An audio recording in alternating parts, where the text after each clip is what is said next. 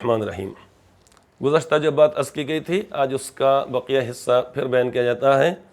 کہ اللہ تعالیٰ کے نبی علیہ الصلاۃ والسلام نے جب صحابہ کرام سے معلوم کیا مفلس کون ہے، انہوں نے جب عرض کیا، اس کے بعد آپ نے وضاحت فرمائی۔ بات یہاں تک کہی گئی تھی کہ دنیا میں اس نے کسی کو مارا، کسی کا خون بہایا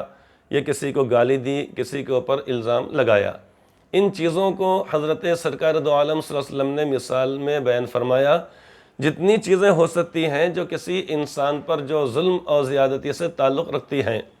چاہے وہ مالی حقوق ہوں یا اسی طریقے سے کسی اور قسم کے حقوق ہوں، یا کسی کی شان میں گستاخی کرنا، کسی کی توہین کرنا، کسی کو ذلیل اور رسوا کرنا، یا کسی کو مارنا پیٹنا، یہ ساری کی ساری چیزیں اسی میں شامل ہوں گی۔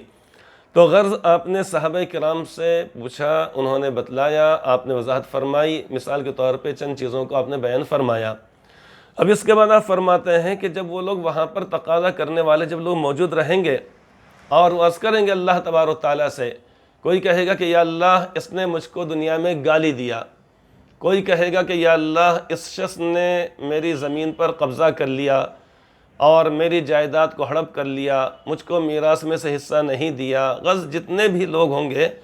تو یہ سارے کے سارے تقاضا کریں گے۔ کوئی کہے کہ یا اللہ اس شخص نے مجھ پر الزام لگایا،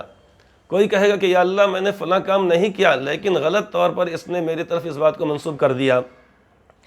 کوئی کچھ کہے گا، کوئی کچھ کہے گا۔ جتنے لوگوں کے ساتھ اس نے دنیا کے اندر زیادتی کیا، حقوق العباد کے اندر کوتاہی لاپرواہی برتا، اب یہ سارے کے سارے لوگ میدان حشر میں وہاں پر تقاضا کریں گے۔ ایک جانب اس کے پاس ذخیرہ آخرت موجود ہے، زاد راہ موجود ہے، وہ اعمال موجود ہیں جو اس کو جنت میں پہنچانے کے بس منتظر ہیں، اور ان اعمال صالحہ کی بنیاد پر نماز، روزہ، زکوٰۃ، حج، صدقہ، خیرات، قربانی، ان تمام کی بنیاد پر اللہ تعالیٰ جب فضل و کرم فرمائیں گے تو اس کا جنت میں جانا طے شدہ ہے، یقینی ہے۔ لیکن چونکہ اللہ تبارک و تعالیٰ انصاف کرنے والے ہیں، بندوں کے درمیان عدل فرمانے والے ہیں، اور اس کا حکم بھی اللہ رب العزت نے فرمایا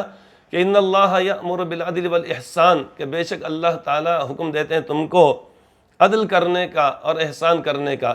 یہ آیت کریمہ خطبہ ثانیہ میں دنیا بھر کے تمام خطبہ حضرات جس وقت کے خطبہ ثانیہ ختم ہوتا ہے اس موقع پر اس کو پڑھنے کا سینکڑوں بلکہ 1000 سال سے زیادہ یہ طریقہ امت کے اندر رائج ہے، اور قیامت تک انشاءاللہ تعالی رہے گا۔ اور ساری مساجد کے اندر اتنی مرتبہ پڑھا جاتا ہے کہ جب یہ آیت پاک پہ پہنچتے ہیں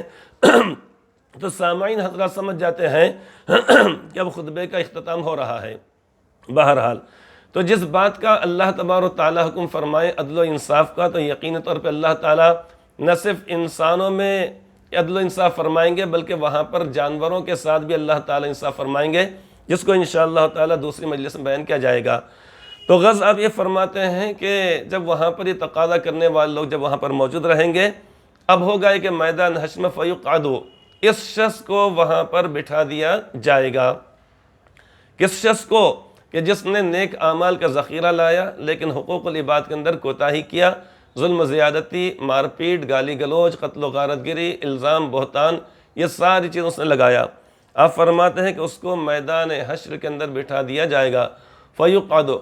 فیقتص ھذا من حسناتہ وھذا من حسناتہ، اس کے بعد بدلہ دلوایا جائے گا اس کی نیکیوں میں سے اس کو، اس کی نیکیوں میں سے اس کو۔ کیا مطلب ہو گیا؟ سمجھیں اس بات کو، کان کھول کر ہم سنیں، غور سے ہم سنیں، اور اس کے بعد اللہ کے نبی علیہ السلام نے جو بات ارشاد فرمائی ہے اس کو ہم غور سن کر اپنے آپ کو ان چیزوں سے بچائیں۔ آپ فرماتے ہیں کہ اس کی نیکیوں سے اس کو، ان کو لوگوں کو بدلہ دلایا جائے گا۔ مثال کے طور پہ سمجھیں ہم اس بات کو کہ کسی شخص نے آ کر یہ کہا کہ یا اللہ اس نے مجھ کو دنیا میں گالی دیا، اب کیا ہوگا؟ اب ہوگا یہ کہ وہاں پر یہ ہوگا کہ اس کے جو نامہ اعمال کے اندر جو نیکیاں ہیں، مثال کے طور پہ نماز ہے، روزہ ہے، زکوٰۃ ہے، لہٰذا اب اللہ تعالیٰ کا یہ حکم یہ ہوگا کہ چلو ٹھیک ہے، اس نے گالی دیا، نہ معافی مانگا، نہ اس نے معاف کیا، لہٰذا اس کے نمازوں میں سے کچھ نمازیں اس شخص کو جس کو گالی دی گئی ہے اس کو دے دیے جائیں۔ اب ہوگا یہ کہ وہاں پر اس کے نمازوں میں سے گالیاں دیا یا گالی دیا اس نے، لہٰذا اس کے بدلے میں اس کو نیکیاں دے دی جائیں گی۔ اب ہم اپنے طور پہ یہ سمجھیں کہ دنیا میں اس نے ایک شخص کو اگر گالی دیا ہوگا تو کتنا زیادہ قیمتی سرمایہ چلا گیا، خدا نخواستہ اس کی عمر بھر کے اندر اس نے نہ جانے کتنے لوگوں کو گالی دیا ہوگا، اب اتنے تمام لوگوں کو اس کی نیکیوں میں سے دے دیا جائے گا۔ کوئی آئے گا اور کہے گا کہ یا اللہ اس نے مجھ پر الزام لگایا، بہتان باندھا، لہٰذا اب اس کی جو نیکیوں میں سے جو مثال کے طور پر یعنی جو اس نے روزے رکھا دنیا کے اندر، جبکہ اللہ تعالیٰ فرماتے ہیں کہ الصوم لی وانا اجزی بہ، کہ روزہ میرے لیے ہے اور میں ہی اس کی جزا دوں گا، بدلہ دوں گا، اور اللہ تعالیٰ کے محبوب ترین بندہ کہلاتا ہے روزہ رکھنے والا،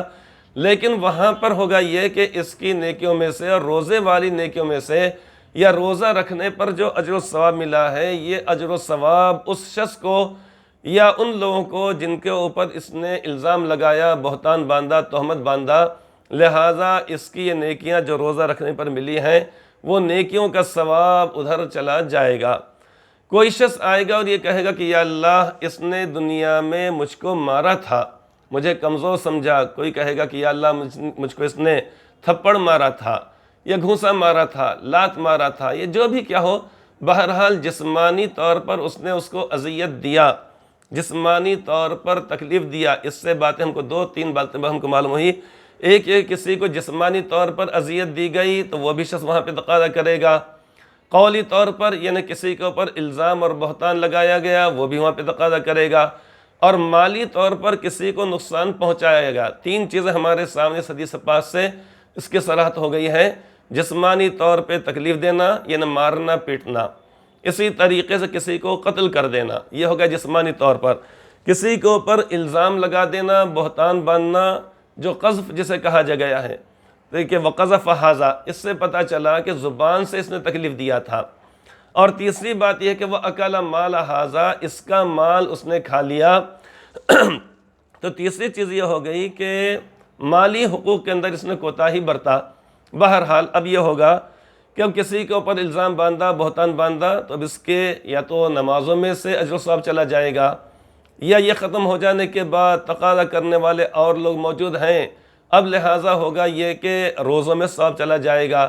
اسی طریقے سے حج میں سے جائے گا، زکوٰۃ میں سے جائے گا، صدقہ خیرات میں سے جائے گا، تلاوت کلام پاک میں سے جائے گا، تسبیح و ذکر و اذکار میں سے جائے گا، دعاؤں میں سے جائے گا، نہ جانے کتنا جائے گا۔ اگر وہاں پر اگر یہ ہوتا ہے کہ اس کے پاس جتنے اعمال ہیں دینے کے بعد پھر بھی اگر باقی اگر رہ جاتے ہیں تب بھی انشاءاللہ تعالیٰ اس کا بیڑا پار ہو جائے گا۔ لیکن اگر ایسا ہوتا ہے کہ تقاضا کرنے والے لوگ موجود ہیں اور اس کی ساری نیکیاں چلے گئیں، ساری چلے گئیں، کیوں؟